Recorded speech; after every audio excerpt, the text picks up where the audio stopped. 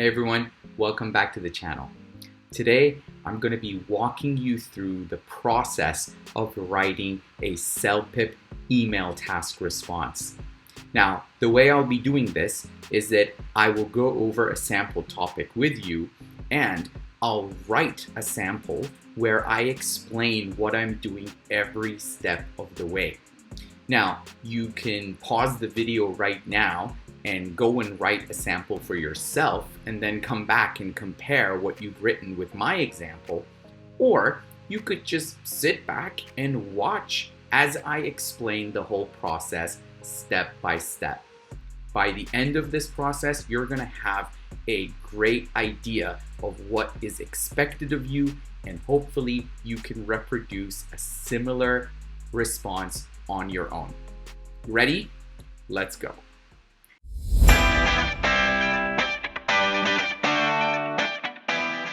All right, so the question reads, you recently returned from a trip to Vancouver. Upon arriving home, you realized you had left some valuable items in the hotel room where you were staying. Write an email to the hotel manager in about 150 to 200 words. In your email, you should do the following things. 1. Describe the item you have lost. 2. Explain where you probably left it. And 3. Provide information on how the item can be returned to you. Okay, so the first thing that I recommend you do on the day of the test is brainstorm your ideas. I can't emphasize this enough. Don't jump into the task without knowing what you're going to say. Now, you don't have to have all of the details figured out. Obviously, you can perhaps add a few things or change some of your ideas along the way. But you need to have a good understanding of what your main ideas and your main points are going to be. So, for example, what is the item that I've lost? Okay, in this case, I'm going to go with a wallet. So I had a wallet and I left it at the hotel room. Okay, now it's not enough just to say what you've lost. It's also a good idea to mention a few things about it. Okay, so describe the item. It's not enough for me to just say, oh, I lost my wallet. What was the wallet like? Okay, so it can be a leather wallet, right? It can be a leather wallet with, we could say $100 in it, right? So come up with at least 2 points or 2 features for each of these bullets. So bullet number 1, we're gonna go with a leather wallet with a picture of my friend or my girlfriend in it and with $200, right? Something along those lines. Next, explain where you probably left it. Okay, where did I leave it? I can say I left it on the desk, right? It doesn't have to be very complicated. In fact, my advice is don't dig yourself into a grave. Don't start mentioning things that are going to cause trouble for you along the way. Go with something simple, something that's easy for you to express. So yeah, I left it on the table, right? But which table? I can say I left it on the table in the foyer, right? So in the foyer, there was a table, and I left my wallet there just before I handed in the keys. Okay, so again, 1 or 2 points. And number 3, provide information on how the item can be returned to you. Okay, so we can say I can arrange for my friend to come and pick it up from the concierge, or I can give you a mailing address and you can post it to me, right? So those are going to be the 2 points. Now that you have a general idea of what you are going to say and what your ideas are going to be, now it's time to draw an outline. And an outline means basically how many paragraphs are you going to write and in what order are you going to arrange the information that you can see here in the question. Okay, so we have a basic template or a basic structure for this type of response, right? So we always begin with what's called a salutation. And the salutation is the dear Mr. Jones, right? Dear hotel manager. That's how we address the recipient. The second thing you want to do is to add an opening paragraph. And your opening paragraph is going to be basically a one-sentence subject line. It's going to mention what this email is generally going to be about. And you don't want to go into the details at this point.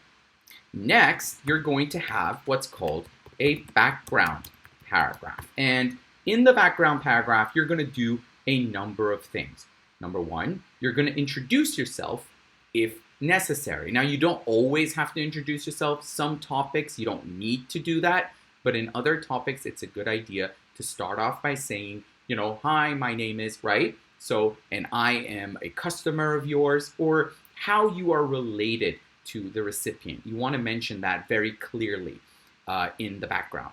Next, you want to provide some context. So you want to say, oh yes, I was staying in your hotel, right? I was there from this date to this date. And then you begin to mention point number one. And point number one in this case is describe the item that you have lost. So you're going to clearly put bullet number one along with the 2 points that you've prepared in advance into the background paragraph. Okay, once you're done with the background paragraph, we move on to function paragraph 1. And so we're going to have 2 of these function paragraphs. And each one is going to contain information relevant to one of the points. So bullet number 1 is going to appear in the background paragraph.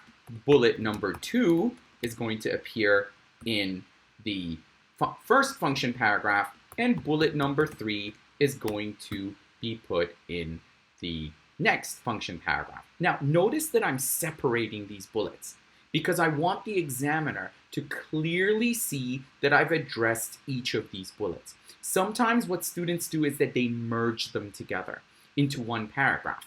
And that often leads to one of the bullets being underdeveloped and not explained enough, or it might just get lost and the examiner might miss it for some reason, right? So it's always a good idea to separate these bullets and to include them into separate body paragraphs.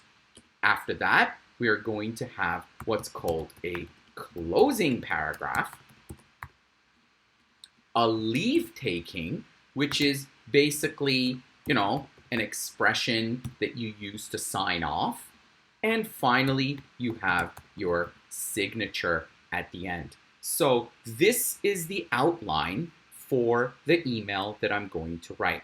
And what I'm going to do right now is write the email step by step for you. So we'll start with the salutation.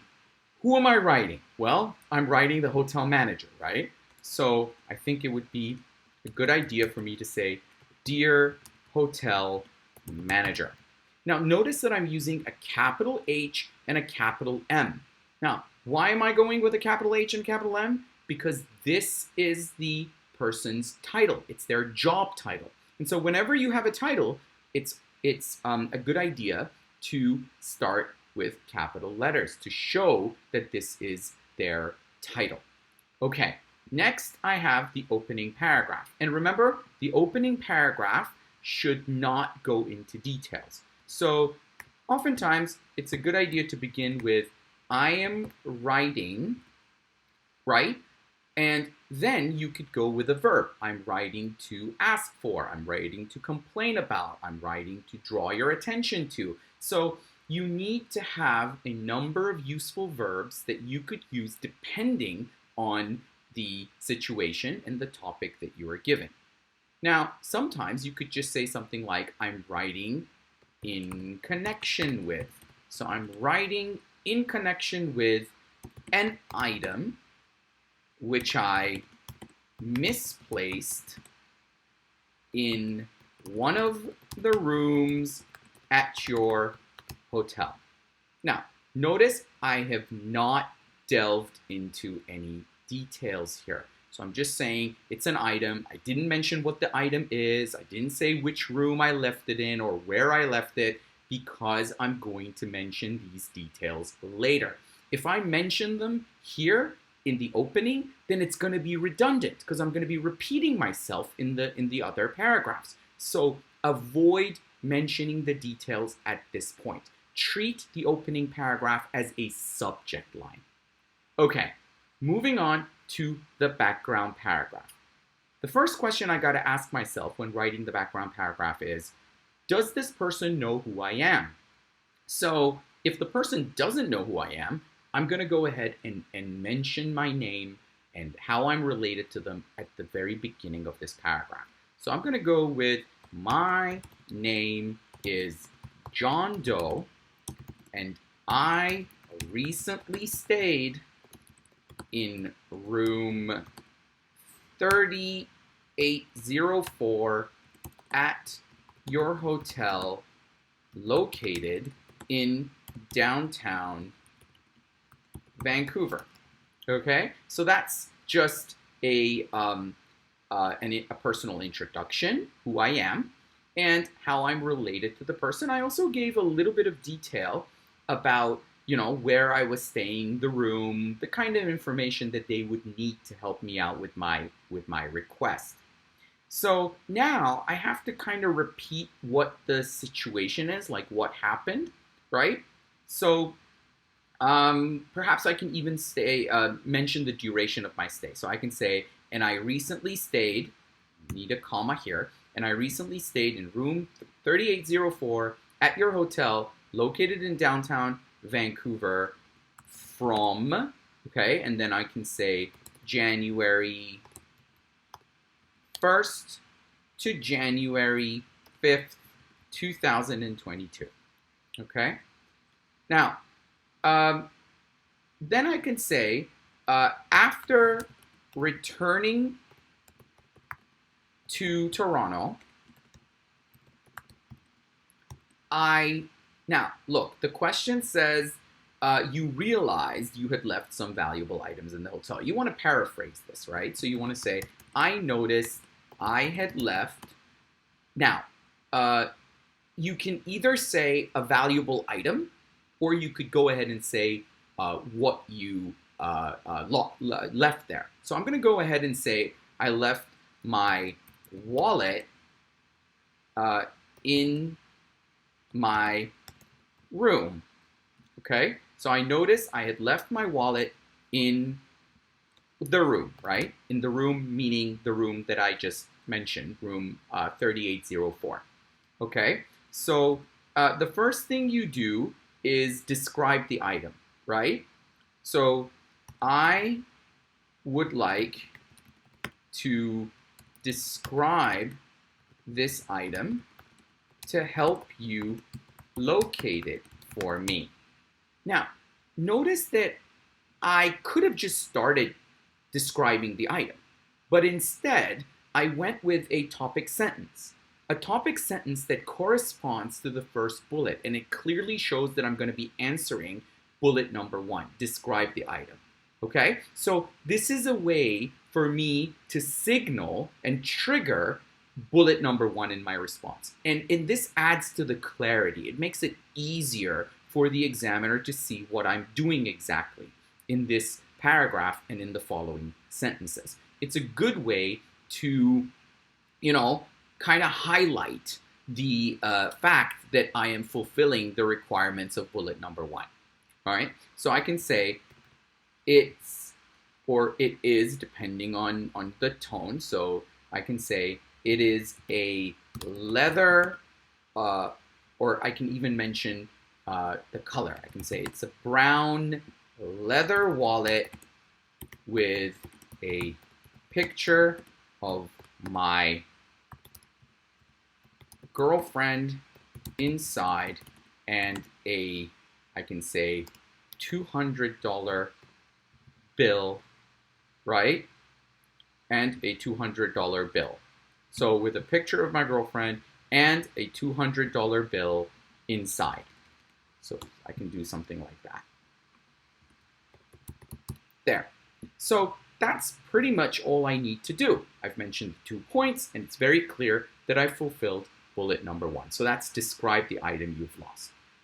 The next paragraph, I'm going to explain where I probably left it. So I'm going to say, once again, I'm going to start with a topic sentence, right? So I cannot exactly recall where I left my wallet, but I believe.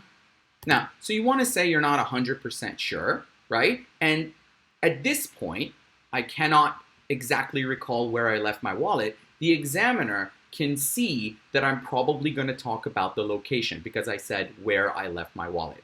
And so I can say, I believe I last saw it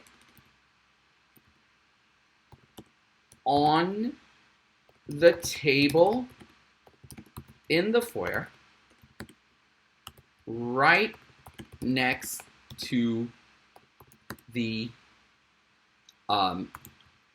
vase of flowers, right? So now I'm just mentioning where I left the wallet. So I could also add to the length of this paragraph, even though I think I'm fulfilling the word requirements fairly well.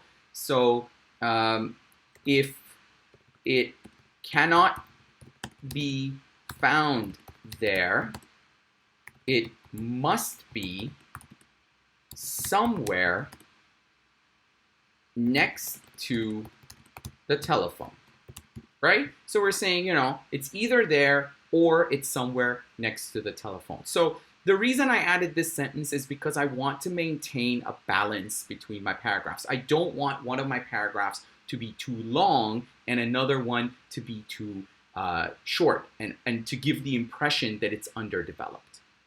Okay, so moving on to bullet number 3. Provide information on how the item can be returned to you. So remember, I came up with 2 ideas, right? Either I'll have my friend come pick it up or they can send it to me. So I can say something like, I would appreciate it if you could please help me, or if you could please help return my lost item as soon as possible. Okay, so that's the topic sentence again. I can either have my friend come pick it up from the concierge, or you could mail it to me at, and then I can say, I can give my address, right? So 25 Humber Road, Toronto, right? Now, you don't really have to come up with a real address with all the details, and just as long as you include some kind of address in there, that really should be fine. Okay, so that is bullet number 3.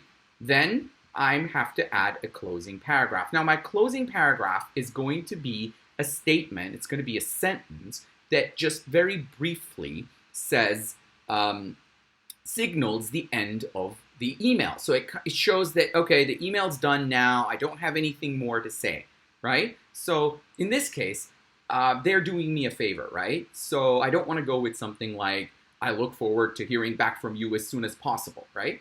Although that could also be correct. But instead, I'm going to go with, thank you in advance for your very kind cooperation. Okay? So we want to be grateful for what they're doing. So make sure that the closing statement that you write is appropriate to the requirements of the task. Then we have the leave taking. In this case, you could go with sincerely. And then for the signature, all you do is you write your name. So I want my full name John Doe. Okay, so this is what my email is going to look like. Now, one of the great exercises that you could do is you could take the same topic and you can go ahead and use the same ideas and the same outline, but without referring to this, write it independently.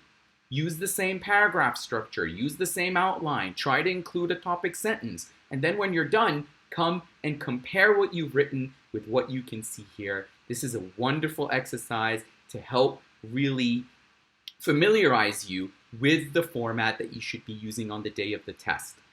If you like this video, please subscribe to the channel and consider becoming a member of this channel. It's so easy. All you have to do is go to the channel homepage and click on join. There are many benefits to becoming a member of this channel. By becoming a member, first of all, you can find more videos like this. And if you practice on different versions, both for the email task and for the survey task, which you can find plenty of videos on the survey task as well, updated very soon on the channel. You can practice writing examples that are similar to mine, learn from your own mistakes, and use some nice language structures that you can pick up from these examples along the way, and hopefully get that score that you're looking to achieve on the day of the test. Thank you for joining me on this writing walkthrough, and I hope to help you in future videos.